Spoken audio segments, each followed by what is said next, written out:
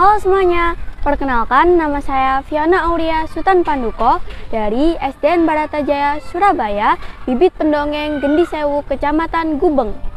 Kali ini saya akan bercerita tentang belajar toleransi bersama putri kecil yang diterbitkan oleh Erlangga for Kids dan ditulis oleh Tony Rose. Putri kecil tinggal di sebuah istana yang sangat besar. Putri kecil mempunyai banyak teman bermain, mulai dari ibu pelayan hingga perdana menteri. Namun, petualangannya tidak kalah asik saat ia bersama boneka beruangnya yang bernama Gilbert dan dua hewan kesayangannya yaitu Scruff dan Puss. Pada suatu hari, putri kecil sedang menggambar lautan. Dari situlah muncul ide pada benak sang putri untuk menjadi bajak laut. Semua peralatan dia siapkan, mulai dari payung yang akan dia jadikan sebagai pedang dan topi pesta bekas yang akan dia pasang di mulut boneka beruangnya. Saat ia kembali memperhatikan gambarnya, ia merasa ada yang kurang. Dan benar saja, putri kecil masih belum mempunyai topi bajak laut. Setelah itu, putri kecil melihat Laksamana yang sedang memakai topi yang mirip dengan bajak laut. Akhirnya, putri kecil pun meminta izin untuk meminjam topi Laksamana. Pada awalnya, Laksamana tidak mengizinkannya. Bajak laut adalah karakter yang nakal. Mereka juga tidak dapat mematuhi perintah, ucap Laksamana. Putri kecil pun berpikir, lalu tersenyum. Baiklah, jika begitu, aku akan menjadi bajak laut yang baik, ucap putri kecil. Akhirnya, Laksamana pun mengizinkan putri kecil untuk meminjam topinya. Putri kecil pun berlari ke lapangan. Setelah itu, dia melihat ibu pelayan yang sedang menjemur pakaian. Dari situlah muncul ide nakal dari benak Tuan Putri. Ia berusaha untuk menangkap katak, lalu dia menaruhnya di atas keranjang cucian. Saat ibu pelayan berbalik badan, ibu pelayan sangat terkejut karena ia melihat katak di dalam keranjang cuciannya. Berikutnya, putri kecil akan mengganggu Pak Koki. Dia mengkagetkan Pak Koki hingga Pak Koki kaget. Sampai-sampai krim yang sedang Pak Koki oleskan di kuenya pun tumpah. Tidak ada satupun orang yang di istana tidak diganggu oleh Tuan Putri. Sampai-sampai mainan tentara milik jenderal pun disebar di lorong istana. Namun, putri kecil tidak merasa bersalah. Aku kan bajak laut, ucap putri kecil. Putri kecil pun bermain di lapangan istana. Dia sedang bermain pedang-pedangan. Saat bermain, putri kecil menemukan sekop. Putri kecil pun berniat untuk menggali tanah agar dapat Putri kecil pun berniat menggali tanah agar dapat mendapatkan harta karun. Saat 10 menit menggali, putri kecil tidak mendapatkan harta karun satupun.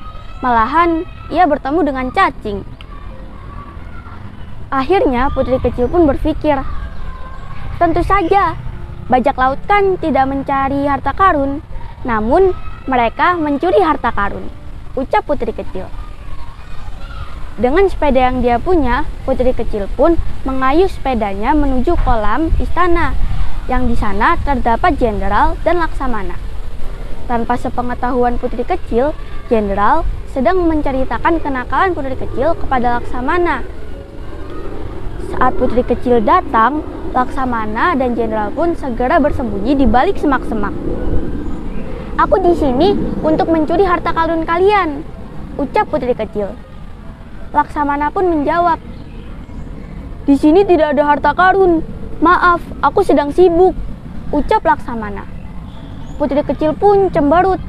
Bagaimana aku bisa menjadi bajak laut sejati jika harta karun saja aku tidak punya, ucap putri kecil. Tak lama kemudian, ibu pelayan datang untuk mengajak putri kecil makan di istana. Aku tidak mau makan, aku sedang mencari harta karun, ucap putri kecil. Tuan Putri dipanggil oleh raja untuk makan di istana. Ayo kita ke istana sekarang, Tuan Putri, ucap ibu pelayan. Dengan marah-marah, putri kecil pun mengayuh sepedanya menuju istana. Saat sampai di istana, sang raja menyapa putri kecil. "Halo Soyong," ucap sang raja.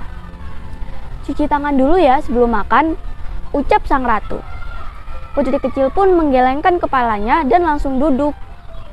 Bajak laut itu tidak mematuhi perintah. Sekarang aku mau makan makanan bajak laut, ucap putri kecil. Sang ratu pun menatap sang raja, lalu menoleh ke arah Pak Koki. Beberapa saat kemudian, Pak Koki datang dengan sebuah makanan. "Ini dia," ucap Pak Koki.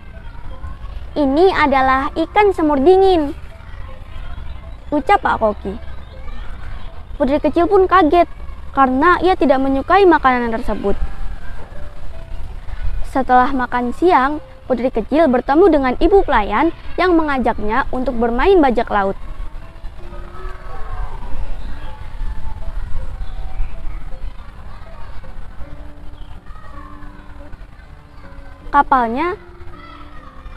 Kapalnya harus dicuci dulu sebelum berlayar, ucap ibu pelayan.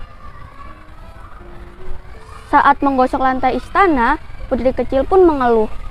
"Menggosok lantai istana itu tidak asyik. Memangnya ini pekerjaan bajak laut?" ucap putri kecil. "Tentu saja, apalagi untuk bajak laut yang nakal," ucap ibu pelayan. Setelah itu, putri kecil berlari menuju kebun istana. Di sana, ia bertemu dengan Pak Tukang Kebun. Setelah itu, Pak Tukang Kebun mengajak putri kecil untuk menggali tanah dan mencari harta karun terpendam. Putri kecil pun tersenyum, lalu mengiyakan ajakan Pak Tukang Kebun. Setelah 10 menit menggali, putri kecil tidak menemukan harta karun. "Ini bukan harta karun, ini adalah kentang," ucap putri kecil.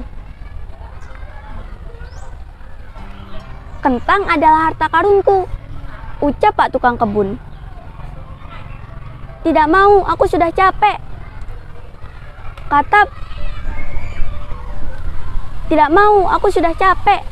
kata putri kecil. Putri kecil pun berlari dan merenung di bawah pohon. "Jadi bajak laut itu tidak asyik ya. Mereka harus bekerja dengan keras, lalu makanannya pun tidak enak. Payah," ucap putri kecil. Lalu ia melanjutkan perkataannya. "Lebih parahnya lagi, bajak laut tidak mempunyai teman untuk bermain.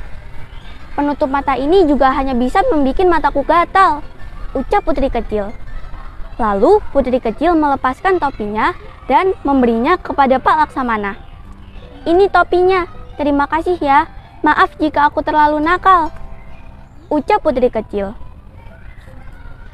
Pak Laksamana pun menjawab, "Baik Tuan Putri, terima kasih. Aku senang kamu kembali." Sekian cerita dari saya. Terima kasih.